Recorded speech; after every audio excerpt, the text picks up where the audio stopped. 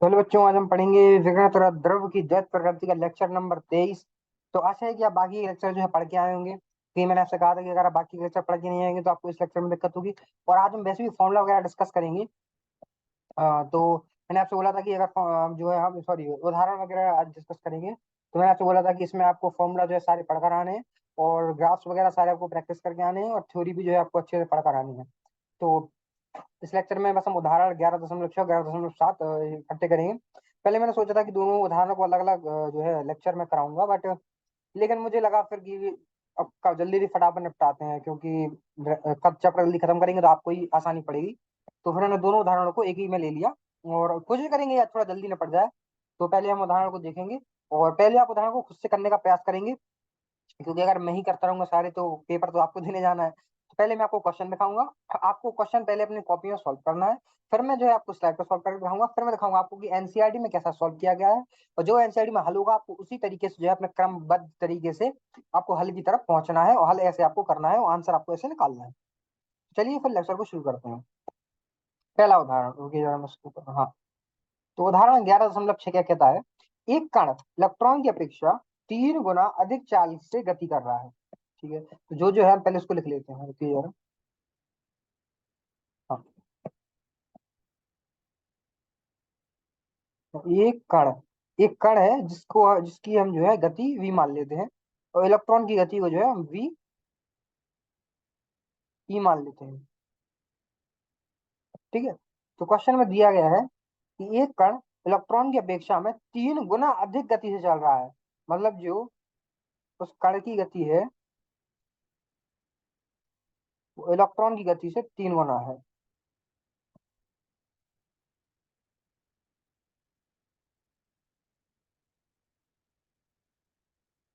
ठीक है, उसके बाद क्या है? इस कण की द्विध्रुवीय तरंग दैर्घ्य का इलेक्ट्रॉन की द्विध्रुवीय तरंग दैर्घ्य से अनुपात इतना है। कितना है? 1.813 पूर्ण 10 की घात -4। तो इसको भी लिख लेते हैं। मान लीजिए कि जो है इसकी जो तरंग दैर्घ्य है वो, रुकिए जरा। इसकी तरंग दैर्घ्य है जो, मान लीजिए लैम्डा है, और इलेक्ट्रॉन की तरंग दैर्घ्य क्या है? द्विध्रुवीय तरंग दैर्घ्य। उसकी द्विध्रुवीय तरंग दैर्घ्य है लैम्डा ई।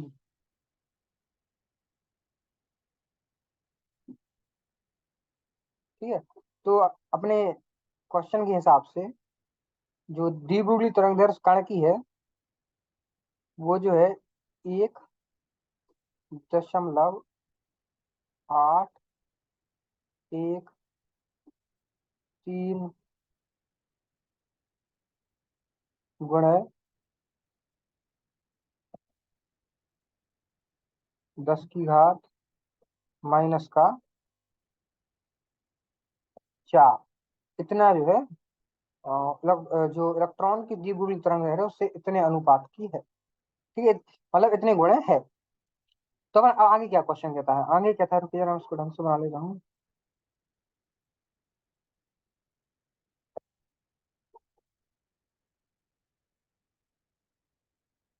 हाँ, तो आगे का प्रश्न हमसे कहता है कि कण के द्रव्यमान का परिकलन कीजिए, और तथा कण को पहचानिए।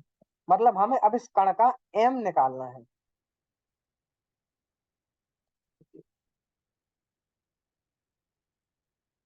हमको जो है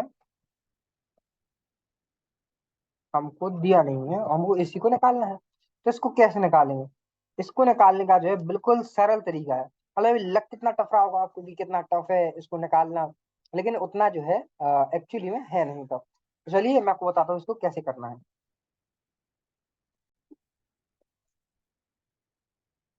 ठीक है, जैसा कि हमें फॉर्मूला पता है लेमडा का जो है रुको यार।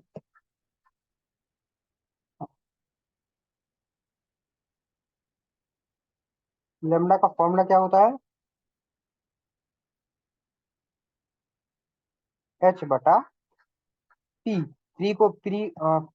पी को जो है डायरेक्ट जो है यहाँ पे m गुणे v लिख रहा हूँ, द्रव्यमान गुणे गति।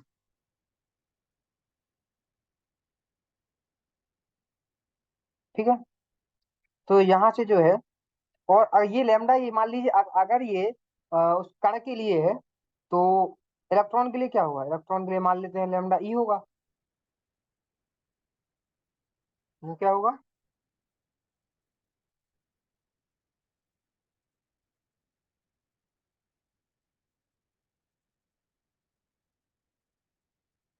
एच बटा एम ई गुणे वी, जिसमें एम ई जो है वो द्रव्यमान है इलेक्ट्रॉन का, और वी जो है इलेक्ट्रॉन की गति है। तो एक काम करते हैं, जो है वो जो ये कण की जो ऊपर लेमडा है, इसको जो है तो इसको इक्वेशन में से एच की वैल्यू निकालते हैं। मतलब जो दाई और एच है, उसको उसको रहने देते हैं, और बाई दाई और जो सारा उसके नीचे एम गुणे वी है, उसको बाई और ले जाते हैं। तो देखते हैं क्या बनता है। और देखिए दोनों में एच मैंने लेके इसमें एच ई लिख सकता था। क्या आप, मेरा सवाल आपसे है, क्या हम नीचे वाली चीज में एच ई लिख सकते थे? तो मेरा जो जवाब है वो है नहीं, क्योंकि एच तो स्थिरांक है, वो स्थिर है, वो चेंज नहीं होगा, वो स्थिर है, उसकी वैल्यू ही स्थिर है। तो वो जो है चाहे उसके लैम्डा इलेक्ट्रॉन के लिए निकाले, चाहे कण के लिए निकाले, वो दोनों के लिए एच रहेगा। तो यहाँ से एच की वैल्यू क्या निकली हमारी?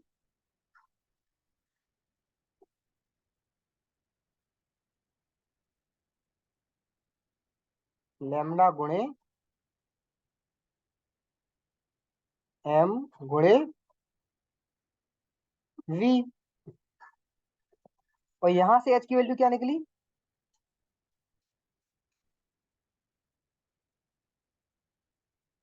लेमडा ई, यानी कि जो है इलेक्ट्रॉन की द्विध्रुवी तरंग दैर्घ्य, गुणे एम ई, मतलब इलेक्ट्रॉन का द्रव्यमान, और गुणे वी, मतलब इलेक्ट्रॉन की गति। अब देखिए, है तो ये दोनों ही एच, तो क्या हम इनको इक्वल कर सकते हैं? बिल्कुल कर सकते हैं, क्यों नहीं कर सकते? क्योंकि अगर जब ये बराबर है, जब ये भी एच के बराबर है, और जब ये भी एच के बराबर है और ये भी एच के बराबर है, तो ये दोनों तो बराबर हो गए। बिल्कुल। तो चलिए देखते हैं, इनको बराबर में लिखते हैं।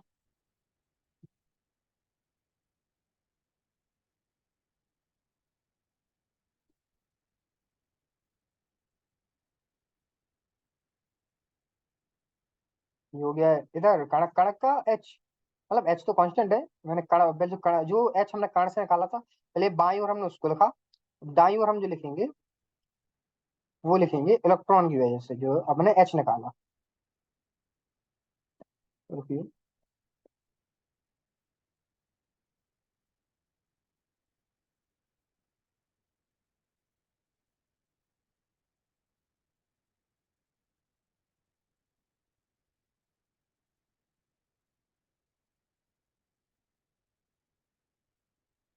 ये देखिए हमने इनको बराबर कर दिया, क्यों? क्योंकि दोनों ही एच की वैल्यू है, एच जो है वो स्थिर है, जब वो स्थिर है तो दोनों के लिए एक ही होगा, चाहे आप यहाँ से निकालो चाहे वहां से।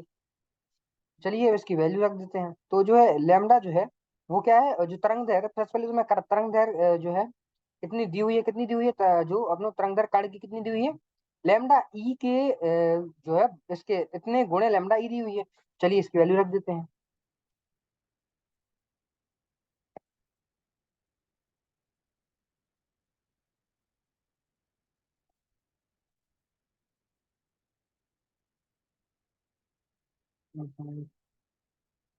ओके। हाँ,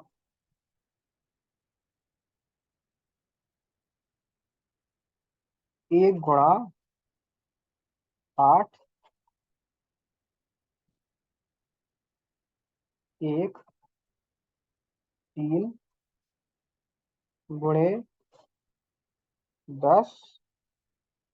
× 10⁻⁴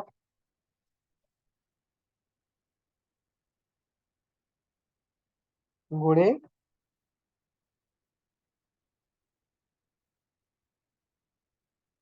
तरंग दैर्घ्य जो लेमडा की वो। तो हमने इसको जो तरंग दैर्घ्य जो कण की है उसको उसकी जो वैल्यू यहाँ से न उठा के यहाँ रख दी, और वापस हम पूरी इक्वेशन को लिख दें। अब एम को, अब देखिए एम को तो एम ही लिखे रहने देंगे। ठीक है। और जो है जो अब इसके जो वी है, जो गति है, गति की वैल्यू भी देखिए हमको क्वेश्चन में दी हुई है, ये देखिए हमने जो पहले इसको लिखा था, तो वी की वैल्यू भी हम इसको ऐसे ही लिख देते हैं।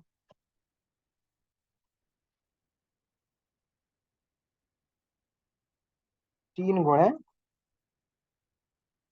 वी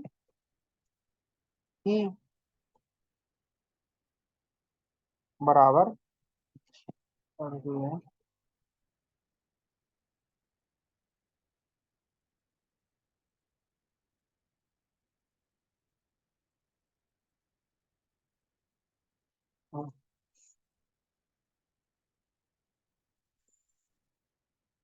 तरंग दैर्घ्य इलेक्ट्रॉन की गुणे इलेक्ट्रॉन का द्रव्यमान।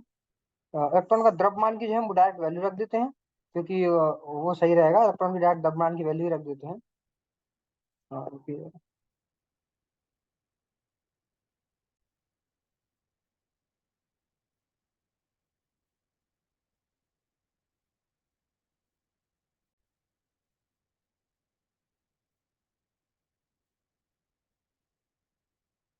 9.9.11 गुणे 10 की घात -31।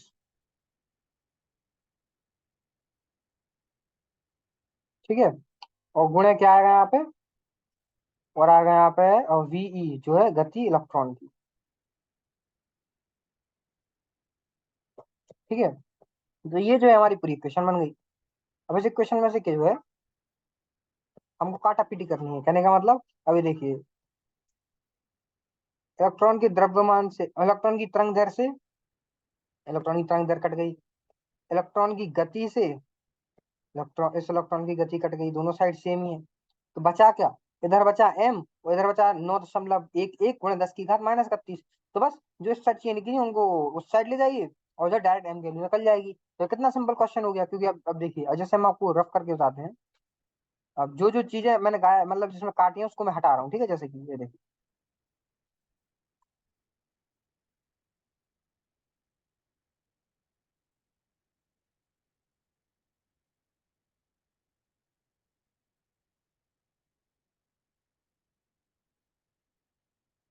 अभी देखिए, क्या आप इस क्वेश्चन को अब सॉल्व नहीं कर सकते?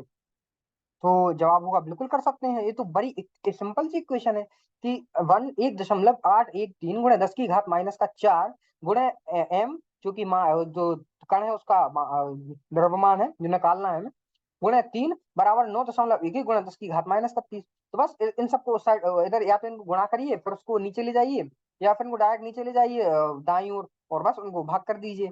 बड़ा सिंपल हो गया ये तो बस ये रहा, ये तो था हमारा हल। लेकिन हम हमको पहले एनसीईआरटी से देखेंगे कि एनसीईआरटी में कैसा दिया हुआ है, और जो है फिर देखेंगे कि तरीका क्या है इसको उस हल तक पहुंचाने का। वैसे आप ऐसे भी कर सकते हैं जैसे मैंने आपको कर बताया, यही सही है, और ऐसे ही आपको करना है। ऐसे ही आपको उनको लिख के बताना है कि हमको क्या क्या चीजें दी हुई हैं, क्या क्या चीजें, और जो हमने क्या क्या चीजें मानी है। जैसे पहले आपको ये बताना है कि मैंने जो है ये चीजें दी हुई थी, फिर आपको बताना है कि हाँ हमने वी जो है जो गति मानी है उस कण की, और वी जो है हमने इलेक्ट्रॉन की गति मानी है। तो आपको क्वेश्चन में नहीं दिया रहेगा कि आपको क्या मानना है, तो आपको बताना पड़ेगा जो आंसर चेक करने वाले को कि मैंने इस चीज को ये चीज माना है, मैंने द्रव्यमान को ये एम माना है, मैंने तरंग दैर्घ्य को लैम्डा माना है, तो मैंने जो है गति को वी माना है। ऐसे आप प्रस्तुत करेंगे तो ऐसा हो ही नहीं सकता कि टीचर आपको नंबर ना दे। तो आपको कैसे प्रस्तुत करना है, और बिल्कुल ऐसे ही सेम तरीके से आपको सॉल्व करना है, और आंसर आएगा और नंबर भी आपको पूरे मिलेंगे। समझ गया? तो यहाँ से सीधी जो है एम की वैल्यू मेरे हिसाब से यहाँ से जो भी है वो आ जाएगी। तो चलिए अब अपनी स्लाइड में देखते हैं, एनसीईआरटी में देखते हैं एनसीईआरटी में क्या दिया हुआ है। ये देखिए इसका हाल ऐसे दिया हुआ है, गति करते हुए कण द्रव्यमान m तथा वेग v। लोगों ने बताया कि मैंने द्रव्यमान कण कण के द्रव्यमान को m माना है, वेग को v माना है, ऐसे ही आपको उन्हें भी बताना है कि दी ब्रोगली तरंग दर क्या होगी, वो ये होगी। तो उन्होंने बताया फिर द्रव्यमान क्या होगा, इस m को जो है ऊपर लेगा, लेमडा को नीचे ले आया, तो इन्होंने देखो m को ऐसे दर्शाया। फिर उन्होंने इलेक्ट्रॉन का द्रव्यमान निकाला, तो बस वही सेम एच की वैल्यू तो कुछ चेंज नहीं होगी, द्रव्यमान और अपना जो है तरंग दैर्घ्य और गति है इनके बस ई लग जाएगा, क्योंकि इनको जो है हमने कण के हिसाब से चेंज कर दिया है। अब हमें ज्ञात है कि v बटा वी बराबर 3, कहने का मतलब है v इज इक्वल टू 3 गुणा गुणा वी। कहने का मतलब है कि जो है कण की जो है गति वो इलेक्ट्रॉन की गति से 3 गुना है। सेम जो तरंग दैर्घ्य है वो इलेक्ट्रॉन की तरंग दैर्घ्य जो है उससे 1.813 गुणा 10 की घात -4 गुणा करने पर जो है कण की तरंग दैर्घ्य है। तो इन्होंने कुछ नहीं किया, इन्होंने क्या किया कि जो है ये देखिए, जो इस इक्वेशन थी, जो ये इक्वेशन है, इनको कर दिया डिवाइड, इनको भाग कर दे, इनको इनको कर दिया भाग। इस इक्वेशन नीचे इस पहले इस वाली जो ऊपर इक्वेशन दी है कण वाली, उससे जो इलेक्ट्रॉन वाली इक्वेशन से इन्होंने भाग कर दिया। भाग करने के बाद जो है उन्होंने फिर इसको ऐसा ऐसा मतलब दर्शाया है। कुछ नहीं, अगर आप इसको जो है नीचे ले आओगे एम ई को, तो सेम इक्वेशन बन जाएगी, ये खुद आप देख सकते हैं। सेम है, कुछ फर्क नहीं पड़ेगा, ऐसी इक्वेशन जो सेम बन जाएगी अगर आप इससे इसको भाग करेंगे। तो वही लिखा है इन्होंने, उन्होंने क्या किया, सिंपल उसको भाग कर दिया दोनों इक्वेशन को, और जो है एम, जो है एम के सामने सीधी सीधी दो पूरी इक्वेशन होने गई, तो बस आपको सिंपल वैल्यू रखनी है और आपका आंसर आ जाएगा। तो देखिए फिर उन्होंने सिंपल देखो वैल्यू रखी, वैल्यू रखी, उनका आंसर आ गया। मेरे बस बताए हुए तरीके से भी आप कर सकते हैं, वो भी सही है, वो ही सही है, और ये भी सही है। तो आप दोनों तरीके इस्तेमाल कर सकते हैं, आपको नंबर दोनों में मिलेंगे, पर आपको हर चीज को बताना है कि मैंने क्या चीज क्या मानी है, और जो है क्या चीज मैंने क्या मानी है, और कैसे मैंने उसको सॉल्व किया, और क्या चीज हमें दी हुई है, आंसर हल में आपको ये लिखना है। चलिए उदाहरण 11.7 देखते हैं। 100 वोल्ट के विभवांतर द्वारा त्वरित किसी इलेक्ट्रॉन से संबंधित द्विध्रुवीय तरंग दैर्ध्य का परिक्रमण कीजिए। तो इसके लिए आप बताइए, आपको कौन सा फॉर्मूला याद आ रहा है जो हमने पढ़ा है पहले, तो ये आपको पहले याद करना जरूरी है। बताइए कौन सा फॉर्मूला हमने यूज किया था। कौन सा फॉर्मूला जो हमने पढ़ा था, वो था तरंग दैर्ध्य बराबर, क्या होती है तरंग दैर्ध्य बराबर एच बटा पी। अब तक तो आपको फॉर्मूले रट गए होंगे मेरे हिसाब से। और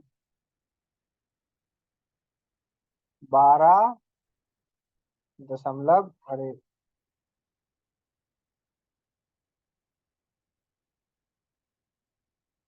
27 गुणे भाग अंडर रूट कैपिटल वी, ये कैपिटल वी जो विभवांतर है, गति नहीं है। गति को जो है वो छोटे वी से बता दर्शाते हैं, बाकी ये विभवांतर है। तो बस डायरेक्ट कुछ करना ही नहीं है, 100 विभवांतर हमको दिया हुआ है और इलेक्ट्रॉनिक संबंधी द्विध्रुवीय तरंग दैर्ध्य निकालनी है, तो बस इसमें वैल्यू रखनी है और आंसर आ जाएगा। ये तो क्वेश्चन बड़ा ही सिंपल है। तो चलिए इसका जो एनसीईआरटी में आंसर देखते हैं, और कैसे आपको इसको सॉल्व करके बताना है, हल कैसे करना है वो देखते हैं। तो आपको इसको देखो ऐसे करना है, जो है 100 वोल्ट के विभवांतर द्वारा त्वरित किसी इलेक्ट्रॉन से संबंधित द्विध्रुवीय तरंग का परिकलन कीजिए, ये उदाहरण है। और हल यहाँ से कहाँ से है, त्वरक विभव जो है अपन को कितना दिया है 100 वोल्ट, और द्विध्रुवीय तरंग दैर्ध्य कितनी होगी, डायरेक्ट फॉर्मूले में वैल्यू रखिए, कुछ नहीं किया है, आप खुद देखिए। और नैनोमीटर में जैसे आंसर निकाल दिया, आप इसको कन्वर्ट कर सकते हैं, मीटर में भी दर्शा सकते हैं, नैनोमीटर में भी दर्शा सकते हैं, वो आप पे डिपेंड करता है, जैसे भी आपको दर्शाना है आप दर्शा सकते हैं। तो ये जो है इन्होंने डायरेक्ट वैल्यू रखी है जो है विभवांतर की, तो डायरेक्ट जो है इनका आंसर आ गया। तो आज हमने क्या पढ़ा, आज हमने पढ़ा उदाहरण 11.6 और 11.7। आशा है कि आपको इलेक्ट्रॉन, आपने जो उदाहरण जो खुद से करने का प्रयास किया होगा और किया होगा, तो आपके आए भी होंगे आंसर। जिन्होंने अभी तक चैप्टर अच्छे से पढ़ रखा होगा उनके तो देखो आए होंगे। अभी तक फॉर्मूले मैंने इतने करा दिए, आपको रट गए होंगे फॉर्मूले, और ग्राफ और सारे जो ग्राफ हैं और जो आपको डायग्राम है वो भी हमारे हिसाब से तो आपको याद हो जाने चाहिए। नहीं हुए तो आप प्लीज उनको याद कीजिए, अपने कॉपी पर लिख लिख के प्रैक्टिस कीजिए। और ये और किसी चीज को रटना नहीं है, हर चीज को समझ के चलना है।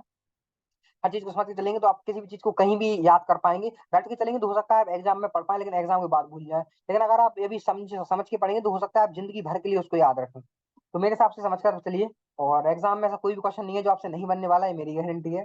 कल हम पढ़ेंगे डेविसर और तड़ा जरमर प्रयोग, और बस यही रह गया हमारा लास्ट टॉपिक। इसके बाद हमारा जो चैप्टर है वो खत्म हो जाएगा। और बस इसकी यह हो सकता है मैं दो लेक्चर शायद लूंगा, 2 या 3 लूंगा मैं, और उसमें इसको खत्म कर देंगे। बड़ा थोड़ा इंपॉर्टेंट है, तो शायद न्यू एनसीईआरटी में इसको हटा दिया है, लेकिन ठीक है, थोड़ा इंपॉर्टेंट है इसलिए इसको एक बार कंप्लीट कर लेंगे। तो चलिए फिर अगली लेक्चर में मिलते हैं, तो टाटा बाय बाय। और डिवीजन और ग्रामर एक्सपेरिमेंट पढ़ के आइएगा, पढ़कर आएंगे तो आपको अच्छे से समझ में आएगा जो मैं अगले लेक्चर में पढ़ाऊंगा। तो चलिए मिलते हैं अगले लेक्चर में, तब तक के लिए टाटा बाय।